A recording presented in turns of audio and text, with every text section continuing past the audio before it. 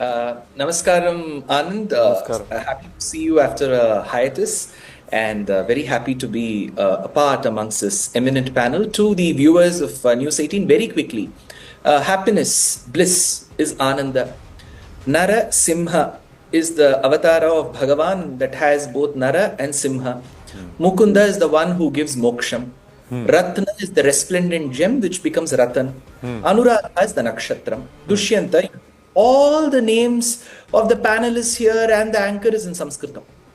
So, see, the beauty is even people, since you spoke about Tamil Nadu, people famously or infamously who have been opposing Sanskritam, their names are in Sanskritam.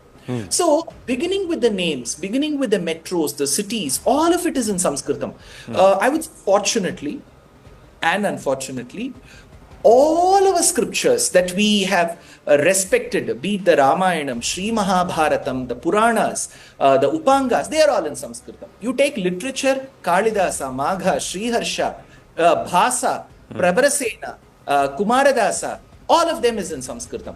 Take for astronomy and astrology and some of the Madhava series that came up till the 13th and the 14th century from the Sangama Grammar School, all of the formulae is in Sanskritam. So how can you understand the roots of the Vedic, the Bharatiya civilization without even respecting the language? Forget knowing the language. And let's take, for example, even the inscriptions. See, we are speaking in 2025, Anand. Exactly 1,000 years back, we have an inscription from a place called Yennayiram in Tamil Nadu. So this place was, it's a small village even till date. And that place housed a Gurukula, a Patishala, where the inscription in Sanskritam states that it was patronized and funded by Rajaraja Chola with 340 students, and what was the menu in the morning for breakfast and what was given in the lunch, what was served in the dinner is all in Sanskritam. So in Tamil Nadu, 1,000 years back, what was the menu table looking like is in Sanskritam. So my point is, learning Sanskritam has 2-3 benefits. One, see, we saw the recent controversies over language, which language came from what. There were a lot of controversies. Tamil is proudly owned by Tamil Nadu. Kannada is proudly owned by Karnataka. Sanskritam is owned by no one. So everybody can adopt it. See, when there is a language meant for a state, when Sanskritam, such a rich civilization, is up stating that take me, all of us can take her. So that is Sanskritam.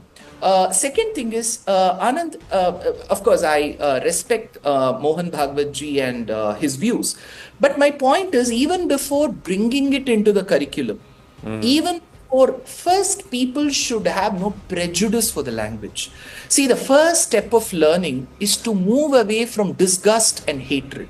Right. Now, there are sections of the society, of course, instigated by some of the half-baked political elements, who have sown the seeds for a language hatred, especially for Sanskritam.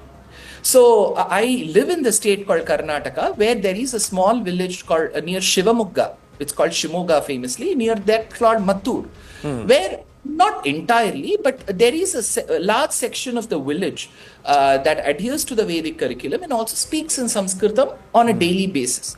So, and the last point, of course, we have to listen to what Ratanji has to state.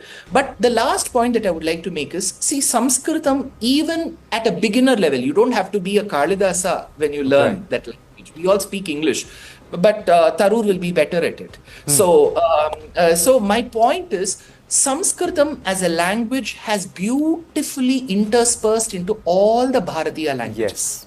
See, for example, I say, ಈ ಸಭಾ ಮಂಟಪದಲ್ಲಿ ಉಪಸ್ಥಿತವಾಗಿರೋ ಭಾಗವತಾಗ್ರೇಸರಗಳಿಗೆ ನನ್ನ ನಮಸ್ಕಾರಗಳು. That is Kannada. ఈ సభా మంటపములో ఉపస్థితమైన భాగవతాగ్రేసర అందరికీ మన నమస్కారములు. That becomes Telugu. Oh, see, the beauty is Sanskritam blends itself so well. Like how they've gotten a Manchurian and made it a gobi Manchurian from the Chinese, where Sanskritam has interspersed so well into Bharatiya languages. So we are speaking Sanskritam in a way in our own languages.